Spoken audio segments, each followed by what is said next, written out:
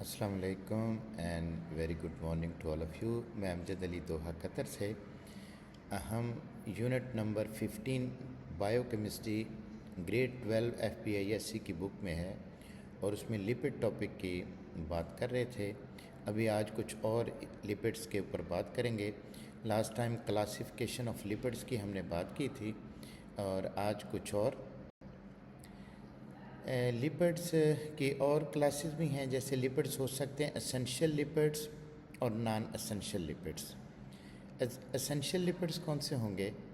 ये वो हैं जिनको हमारी बॉडी प्रोड्यूस नहीं कर सकती, इनको किसी ना किसी तरीके से हमारी बॉडी में फूड के ज़रिए एंटर होना चाहिए। तो ये हो गया एसेंशियल लिपिड्स, यानी ये हमारे लिए एसेंशियल हैं। उसमें जैसे आपने सुना होगा ये पॉली अनसैचुरेटेड फैटी एसिड हैं, PFA, बड़े इंपॉर्टेंट लिपिड्स हैं।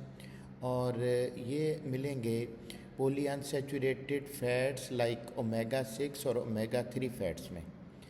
अब ये वाली फैट्स जो हैं ये बड़े एसेंशियल्स हैं। These are essential for hormone senses, brain and vision health, and they also help to lower the blood cholesterol level. Omega 6 आप सुनते रहते होंगे, शायद कुछ मेडिसिन्स हैं उनके ऊपर भी लिखा हुआ होता है। अगर हम वेजिटेबल ऑयल और नट्स वगैरह लेते हैं तो हम ओमेगा 6 को यानी ले रहे हैं। इसी तरह से ओमेगा 3 अगर आप फ्लैक्स सीड्स और वॉलनट्स वगैरह वो ले रहे हैं तो इसका मतलब ये है, और फिश भी स्पेशली, तो फिर इसका मतलब ओमेगा 3 भी आप खा रहे हैं और अपनी बॉडी का हिस्सा बना रहे हैं, और ये लिपिड्स हमारे लिए एसेंशियल लिपिड्स हैं। अब थोड़ी नॉन एसेंशियल लिपिड्स की भी बात कर लेते हैं।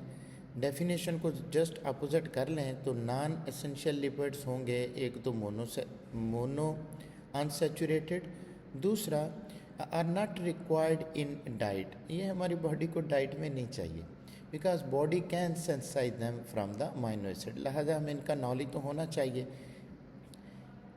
हाँ, ये है कि इनका फंक्शन क्या है, they can reduce the risk of cardiovascular disease, तो हार्ट डिजीज़ के लिए ये बड़े इंपॉर्टेंट हैं। नॉन एसेंशियल लिपिड्स मौजूद होंगे ऑलिव ऑयल में, पीनट्स में, एवोकाडो में, और ये आपको पता है कि हमारे बॉडी इनको खुद सेंसाइज कर लेती है, और इनमें एक शामिल है सैचुरेटेड फैट्स और ट्रांस फैट्स।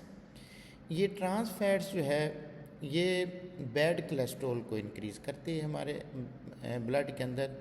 तो सैचुरेटेड फैट्स और ट्रांस फैट्स ये दोनों हमारे लिए अच्छे नहीं हैं। ट्रांस फैट्स ख़ास तौर पर ये जो फ्राइड फूड है, फ्रेंच फ्राइज़ हैं, KFC है, जो प्रोसेस्ड हुए हुए फूड्स हैं, उनमें ये पाए जाते हैं। अब importance of amino acids as hormone component की अगर हम बात करें तो amino acids are building blocks of protein, ये आपको पता होगा। So they are also involve in hormone secretion, ये इसमें भी इन्वॉल्व होते हैं, और उसके लिए ख़ास तौर पर हार्मोन लाइक इंसुलिन उसके लिए, और insulin it is also a protein hormone, ये भी एक प्रोटीन हार्मोन है। बायोलॉजिकल रोल क्या है इंसुलिन का? इंसुलिन, अल्लाह ना करे किसी के घर में अगर कोई डायबिटिक पेशेंट है तो सब जानते हैं इंसुलिन को। तो पहले तो ये समझ लें कि इंसुलिन भी एक प्रोटीन हार्मोन है जो हमारी बॉडी में पेंक्रियाज वो प्रोड्यूस करते हैं।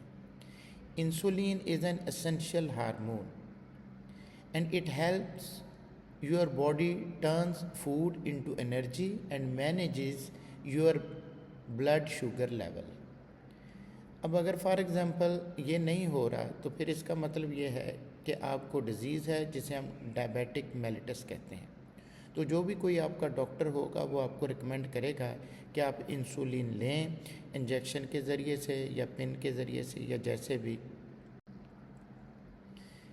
मज़ीद इस स्लाइड में आप देख सकते हैं कि ये इंसुलिन वर्क कैसे करती है।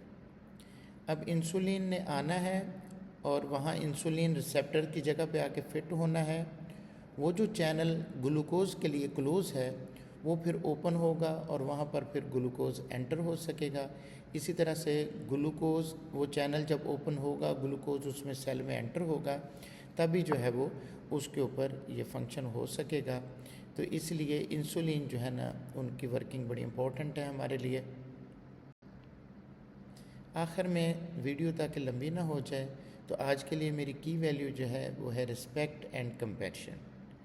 तो हर बड़े के लिए, ख़ास तौर पर अपने पेरेंट्स और टीचर के लिए, अपने क्लोज़ फ्रेंड्स के लिए, सब के साथ हमें एक रिस्पेक्ट का रिश्ता जो है वो रखना चाहिए। अगर आप चाहते हैं कि आपकी लंबी दोस्तियां चलें तो आपको अपनी फ्रेंडशिप में रिस्पेक्ट को लाजम शामिल करना है।